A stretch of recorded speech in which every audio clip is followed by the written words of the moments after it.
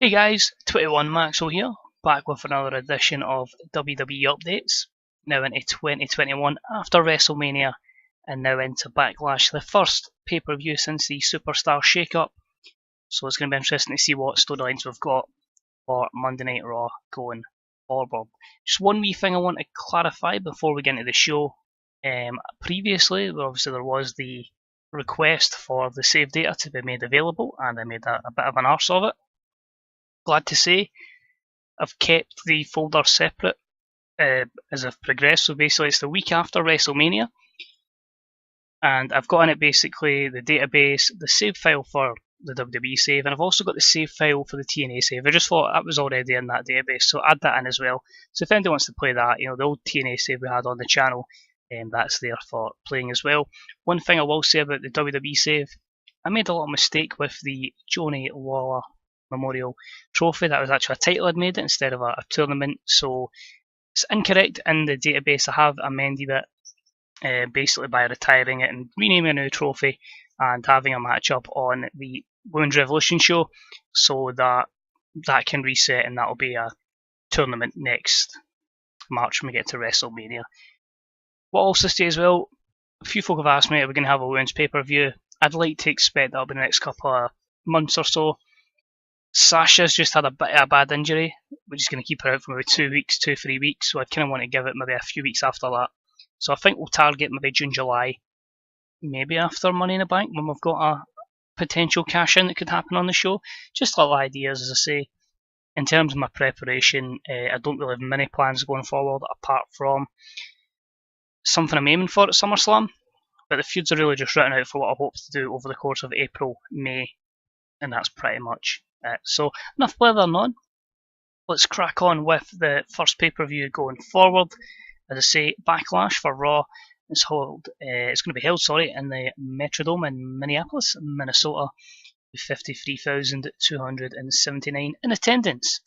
And as you've probably saw for the past 5 minutes, opening pre-show match had Apollo Crews versus the villain Marty Scurll. Little feud we've been having on Raw, and it sees the villain pick up the victory in 11:43 with Graduation. A B-73 gets him a good win here. As I say, Apollo's really been a jobber to the stars recently, and as I say, it's someone that I'm hoping can help keep going and basically put people over and have good matches at the same time. So fairly happy with that. And yeah, as what it is, happy with that, as I say, as long as we can continue to put over stars, but also get good matches. All good. So on to the pay-per-view itself, usual hype video, getting people dragged in. It's going to be Daniel Bryan defending the championship against Dean Ambrose and our newest acquisition to the WWE, Kazuchika Okada. Now, it was going to be Ambrose and Bryan, but they had bad chemistry, and luckily when I realised this, I thought, well, Okada's just kind of not been properly introduced, so let's hype him up as say, a goodwill, thanks for signing bonus from Mr. William Regal. So A92, hopefully that should give us a stellar main event, and it gets to show off their strong start, but it also gets the crowd hot, and it gives some added heat to the storyline as well. So opening contest of the evening was for the European Championship, and it was a superb matchup that saw Bo Dallas defeat Tommaso Ciampa in 17:47 with a spear. Bo Dallas makes the first defence of that newly won European Championship, but good to see, Superstar Shake-Up gives new opportunities in someone like Ciampa. Dominated the Cruiserweight division on SmackDown, so good to see him getting an opportunity here. B79, pretty much because I'd imagine they'll win for the match. Let's take a wee look at the dirt sheet and see why. Lack of associated storyline. It is maybe only 2 weeks old, the storyline, so understandable, but a decent opener. That's the main thing as we carry on. Of course, returning to the WWE, of course, was EC3, and he's been put into a feud against Big E, so he's given a promo just running down Big E, proving that he is the top 1%. So that storyline advances crowd hotter to a C+ 70. And that match was okay, decent, and EC3 picks up the win in 11:48 with a sweet meat sizzler.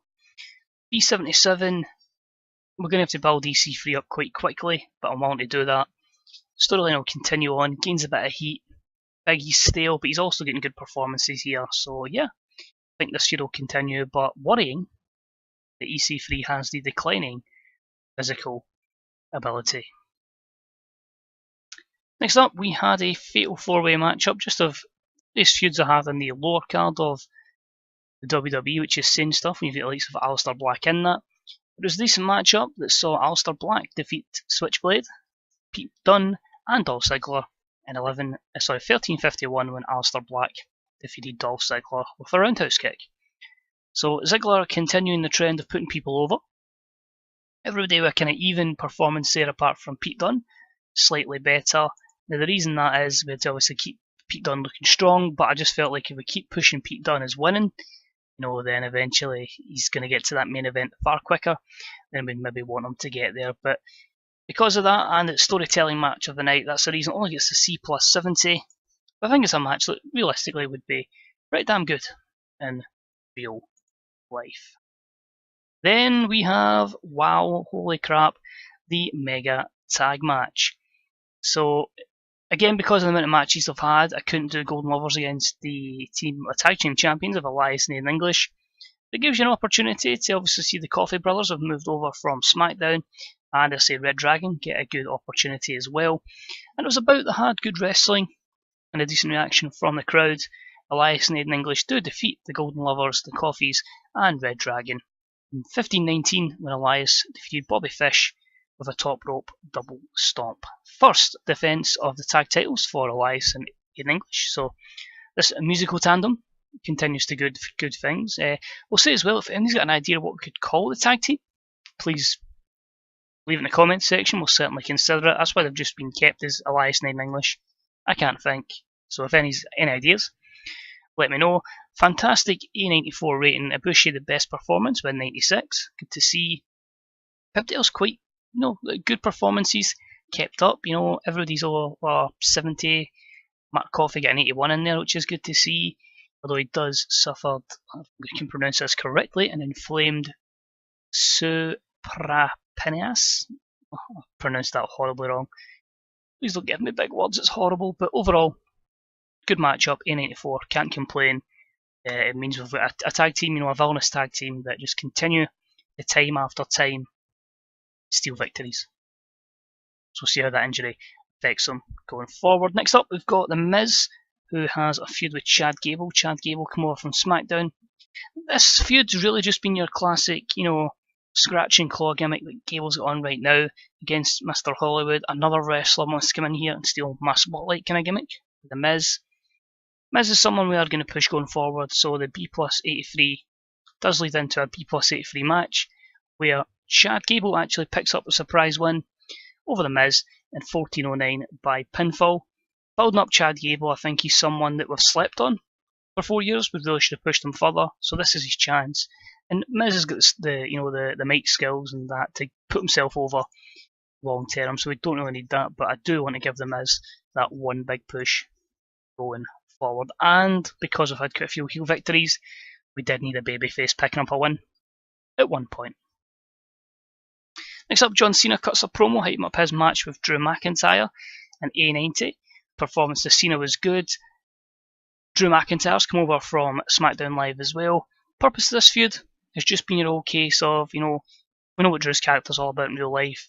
Fed up with people, taking everything for granted. He feels Cena's slacking, and he says, just somebody that's in the way, preventing opportunities for people who deserve them.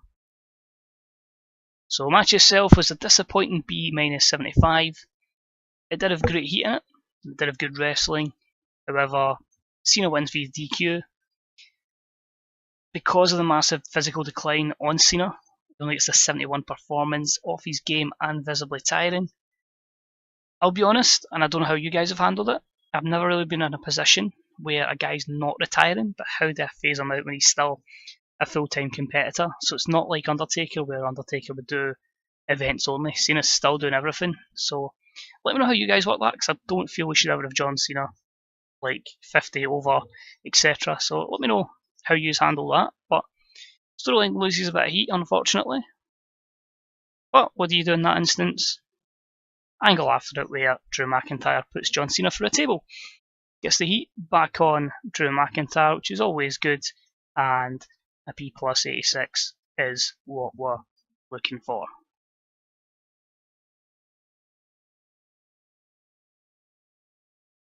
Next up is a promo from Bray Wyatt against Jey Uso, E91.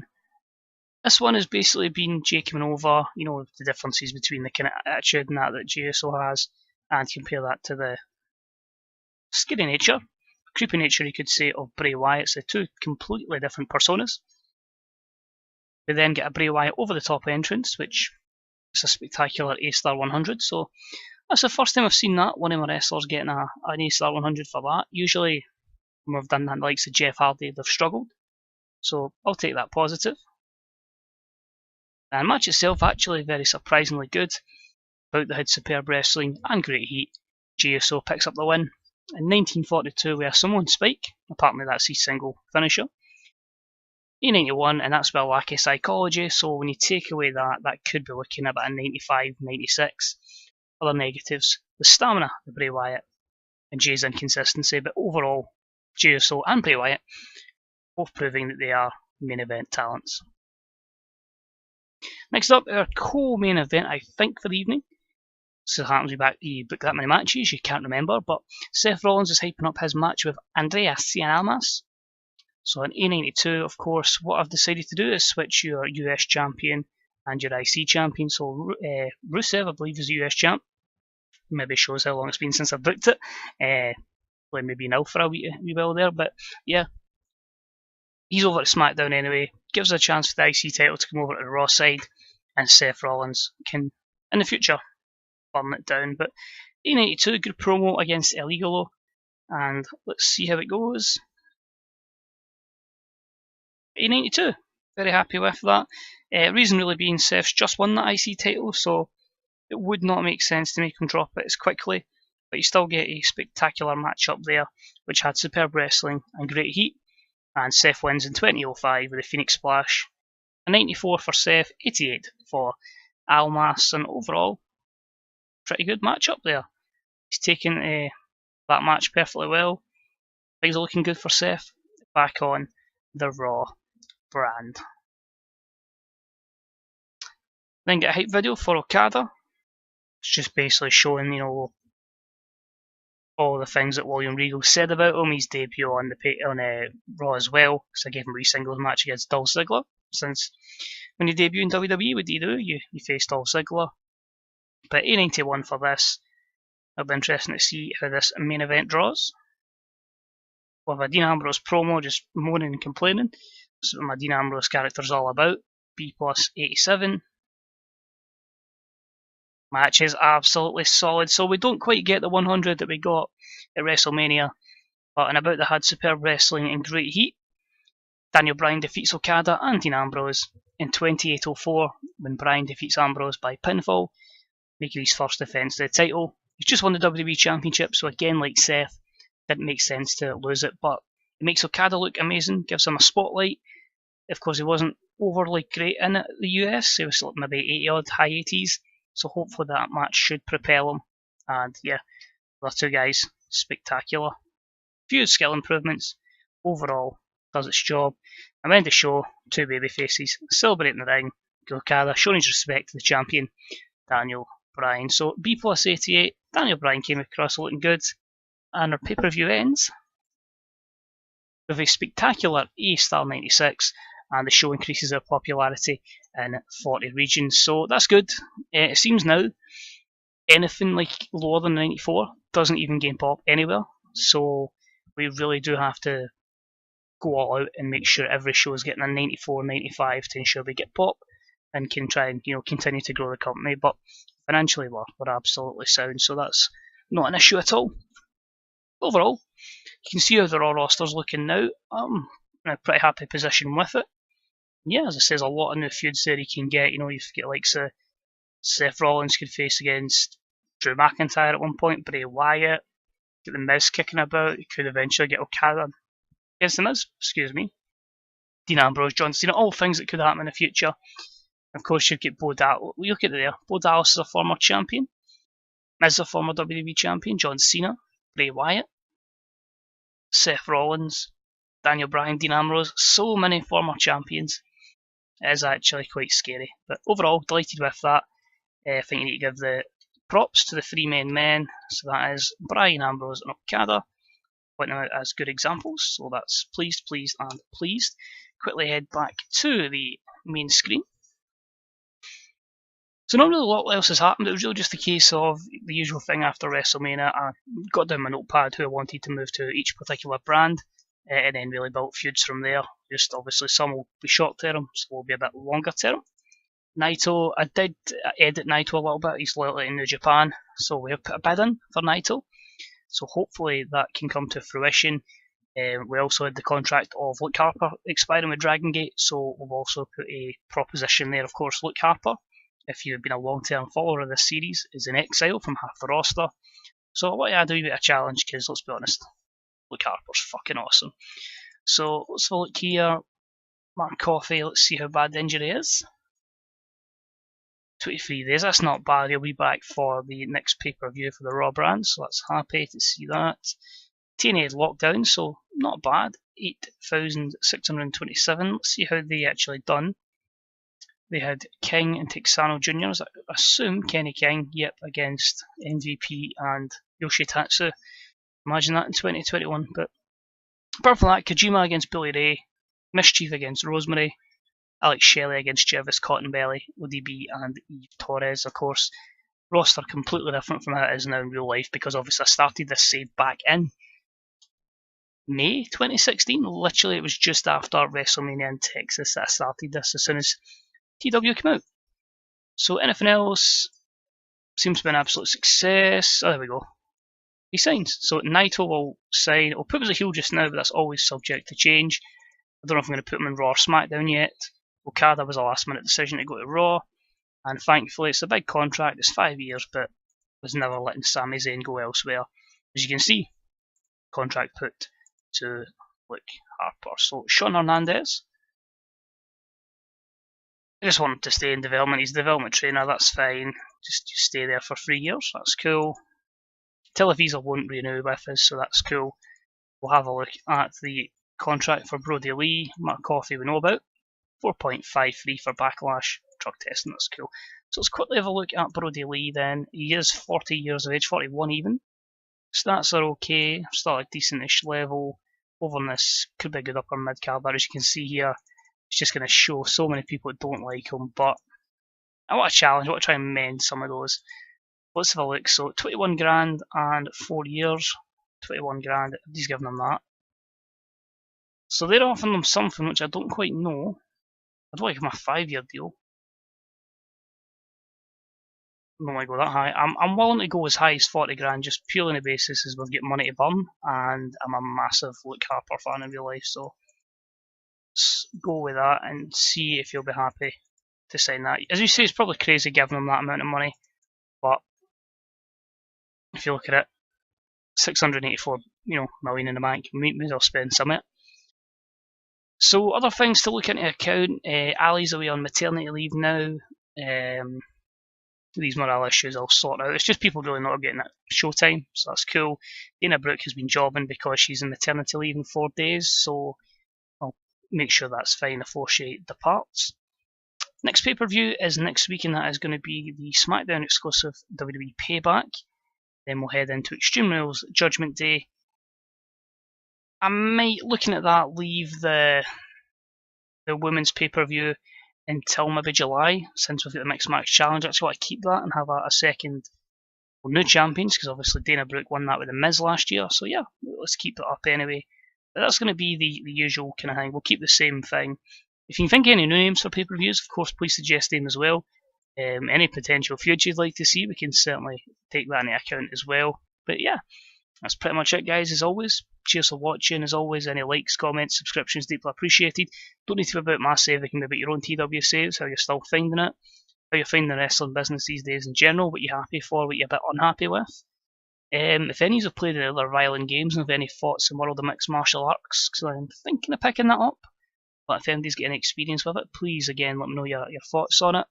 And yeah, as always, just keep supporting the other TW YouTubers or TEWbers. Can we go with that? I think we'll go with TW YouTubers.